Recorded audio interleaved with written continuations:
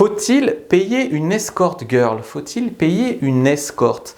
C'est un débat qui revient beaucoup dans la communauté de la séduction actuellement. C'est assez récent, ça fait quelques années qu'il y a ce débat-là qui est « je m'en fous, je laisse tomber les femmes, c'est trop compliqué, j'y arrive pas, je vais me concentrer sur moi, faire du fric et puis j'aurai des femmes quand je veux », sous-entendu aux escortes. Ou alors il y a des mecs, même j'ai des clients qui me disent « j'ai pris tes formations, maintenant j'arrive à séduire des femmes sans payer, ça me fait faire des économies parce qu'avant je payais ». Mais c'est pas pour parler de mes formations, c'est pour parler ici des escortes.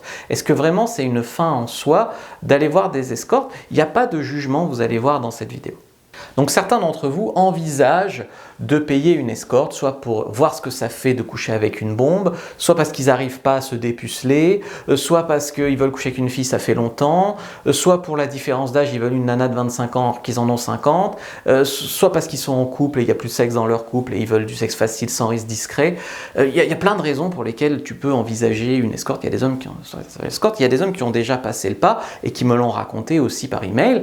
Il y en a honnêtement 2 ou 3 qui m'ont dit qu'il y en a 1 ou 2 copines qui voient régulièrement, ils ont l'air d'en être contents, mais la plupart des mecs, c'est pas les retours qu'ils me font. Encore une fois, c'est au cas par cas. En fait, aujourd'hui avec internet, les escort girls, c'est un truc qui peut faire rêver. T'es comme un gosse dans un magasin de Noël. Je veux dire, les sites d'escorte, c'est comme le Deliveroo du sexe. C'est des nanas canons qui ont l'air faciles, avec leur numéro de téléphone, alors que t'es une nana de la rue, elle te snob, elle est là, elle t'aguiche, tu vois.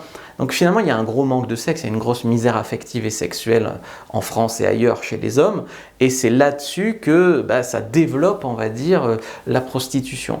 Donc c'est facile, ça donne envie, si tu as déjà été tenté, c'est presque normal à notre époque, d'accord, avec Internet et tout.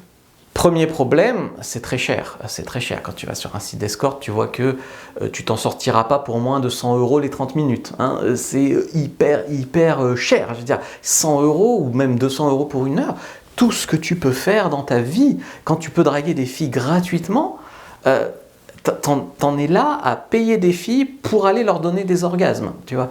Donc moi, ce n'est pas dans ma philosophie de vie, mais encore une fois, j'ai expliqué qu'il y a des raisons pour lesquelles on peut y aller. La deuxième problème, c'est que la plupart des photos sont trompeuses. J'ai eu tellement de retours là-dessus de clients où ils pensaient qu'ils allaient voir une nana de 20 ans, en fait elle en avait 30, ou sur les photos étaient canon, elle a pris 10 kilos depuis. Il y a plein de raisons, on va dire, qui font que tu peux être tout à fait déçu d'y être allé. Sans compter les peurs des MST. Je veux dire, moi, c'est la première chose qui m'arrête, c'est je me dis, ok, pourquoi pas faire cette expérience-là, mais si j'y vais et qu'après, pendant 3 mois, avant d'aller faire un test du sida, je vais trembler, tu vois. Voilà, moi, c'est quand même un gros inconvénient. L'avantage, le premier avantage, c'est que si tu as une pulsion sexuelle, ça va évacuer tout de suite, quoi. Tu vas pas être trop frustré. Bon, alors ça, il faut savoir que souvent les mecs qui vont sur des sites d'escorte, s'ils se branlaient à la place, ça ferait retomber la tension et ils y verraient plus clair et ils économiseraient 200 balles. Mais bon, des fois, tu as quand même envie de tirer un coup. La deuxième raison, c'est pour explorer des fétichismes. Tu n'as peut-être pas envie que ta femme, elle sache que t'aimes sucer des doigts de pied ou que t'aimes, j'en sais rien, hein, je dis n'importe quel fétichiste, t'aimes être soumis. Et donc du coup, tu te tournes vers une domina, un truc comme ça. Qui est sur le papier compréhensible parce que qui sinon va te réaliser ce fantasme. Maintenant, c'est vrai que ça serait mieux d'arriver à le faire en couple ou d'arriver à intégrer à ta vie, de devenir un dom et donc un dominant et donc d'arriver à le faire gratuitement avec des filles, ce qui est possible. Enfin, pour explorer des fétiches, pour coucher avec ton actrice porno préférée, mettons que il y a beaucoup d'actrices porno qui font aussi escort girl. Pour réaliser un fantasme, y a pas, de ma part, il n'y a pas de jugement. Le problème, c'est qu'il y a beaucoup d'hommes qui m'ont contacté et raconté ça et qui après, non, il y a ceux qui flippent des MST, mais il y a ceux qui ressentent simplement la tristesse, de la culpabilité, la sensation d'en être réduit à ça. Il y a des hommes qui, quand ils se mettent à la drague de rue, ils disent « je vais pas faire ça, j'en suis pas réduit à draguer dans la rue », puis après ça les galvanise. Là c'est le contraire, c'est « j'ai du fric, j'ai du pouvoir, elle va me sucer la bite contre du fric », puis une fois que c'est fait, en fait, juste pour une éjaculation, là je viens de lâcher 200 balles à une nana, en fait c'est elle qui a le pouvoir. Et donc l'homme va se sentir pathétique. Beaucoup d'hommes pensent qu'ils ont juste besoin de baiser une meuf et en fait ils ont besoin de l'avoir séduite, de sentir qu'il y a un truc particulier avec elle, qu'ils peuvent être en confiance avec elle, de sentir qu'elle a vraiment envie, qu'elle est vraiment dans le truc. Ce qui fait qu'il y a beaucoup d'hommes, quand ils arrivent à payer pour du sexe, ils n'arrivent pas vraiment à en profiter, ils n'arrivent pas soit à se lâcher, ils ne savent pas ce qui est normal avec une fille que tu payes, ce que tu peux te permettre, pas te permettre, et ça gâche complètement le truc. Il y a des hommes qui croient pendant un temps qu'il se passe une chose avec cette escorte-là, parce que c'est son métier à la fille de faire sentir qu'elle t'aime particulièrement, qu'il y a un truc particulier avec toi, qu'il y a même des gars qui tombent amoureux de leurs escortes, qui songent à sortir une fille de la prostitution, lui offrir, la sauver, une meilleure vie. Il y a des escortes. Certes, il y a des filles de l'Est qui sont exploitées, mais il y a aussi des filles qui font ça pour faire chier papa et maman, ou qui font ça par facilité pour avoir des beaux sacs à main. Donc il y a des filles de bonne famille qui font ça de nos jours. Donc mais les hommes, ils sont là avec leur côté chevalier blanc, je vais la sortir, machin. Donc elle joue là-dessus, elle fait croire qu'il y a des sentiments, mais elle t'arrive quand même. Et finalement, elle se fait payer même des fois des voyages. Il y en a un qui m'a invité une escorte, un voyage en Italie, il lui a tout payé. Et puis finalement, c'est un leurre, parce que finalement, la fille, au bout d'un moment, elle va partir avec un autre, ou arrêter, ou changer de ville, ou arrêter l'escorting, puis elle ne voudra plus le voir. Ce sont des êtres humains, les escortes, qu'il faut traiter avec respect, mais par contre, il ne faut pas croire que ce sont toujours des victimes.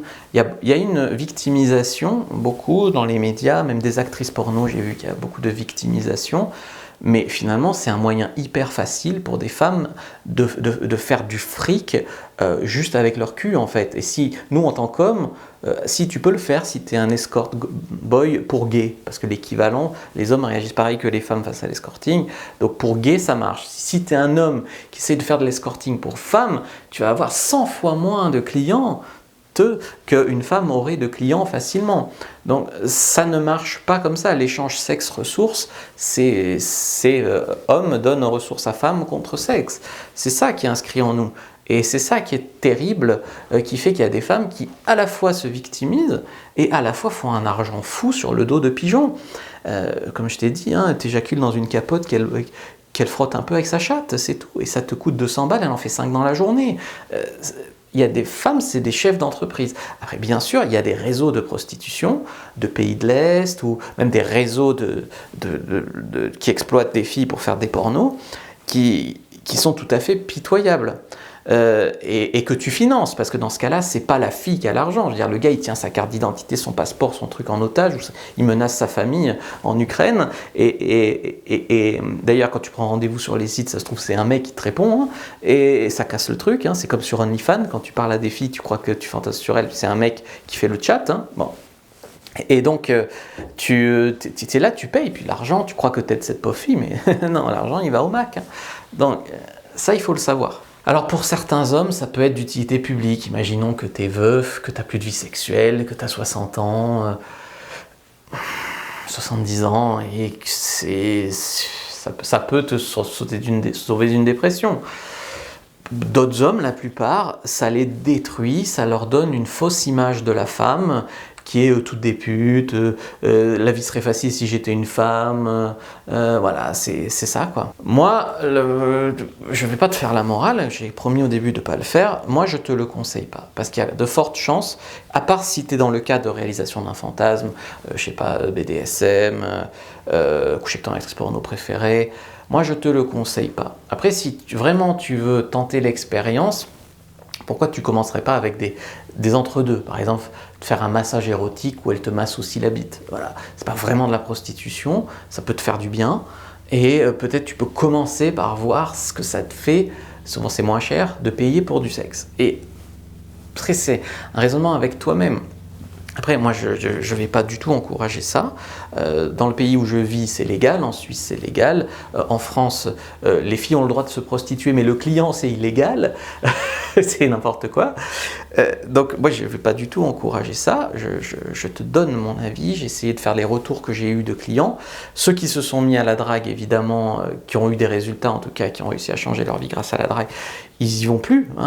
Donc, c'est quand même aussi guidé par la misère sexuelle et affective. Pour moi, la principale erreur, c'est de nos jours avec les fast-food du sexe sur les sites d'escorte, c'est que ça renforce la croyance femme égale argent, plutôt argent égale femme. Alors que, en fait, la vraie équation, c'est argent égale pute. Et c'est pas grave si il y a des femmes, c'est comme ça. Mais du coup, dans la tête des mecs, ils sont cette image-là, ils voient des influenceuses qui montent leur cul sur Instagram pour du fric, ils voient les escorts d'un chien, et ça donne une image terrible des femmes. Et d'ailleurs, des femmes de la vraie vie, d'ailleurs, hein, les femmes de la vraie vie, elles en payent aussi le prix. Moi, par exemple, j'aime le libertinage, j'aime les femmes libertines, je vais dans des clubs libertins, je suis sur des sites libertins où je couche avec des femmes libertines. Et je vois des fois en club libertin, t'as des mecs qui se comportent comme si les libertines étaient des putes. Tu vois, donc ça leur a grillé le cerveau. Ils arrivent en club libertin, il y a une nana comme ça qui est libertine, ils arrivent, ils mettent une main au cul, la fille elle le connaît pas. C'est quand même une agression sexuelle. Hein. D'ailleurs, il se fait virer du club, le gars. Parce que y a des mecs qui confondent toute femme avec pute, ou qui confondent femme qui aime le sexe avec pute, alors que toute fille bien peut avoir un côté cochonne, mais elles l'assumeront pas si tu les confonds tout de suite avec des putes.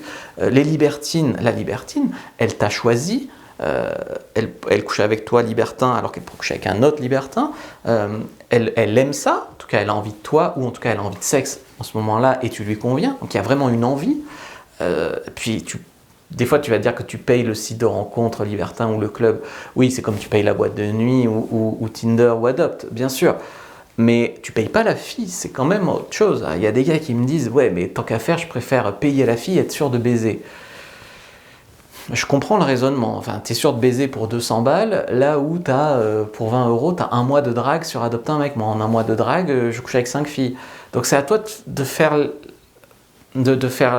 voir ce que tu veux, en fait. Donc les amis, faites-moi un retour dans les commentaires, likez, commentez, partagez, donnez-moi votre avis pour que je vois qui a suivi jusqu'au bout.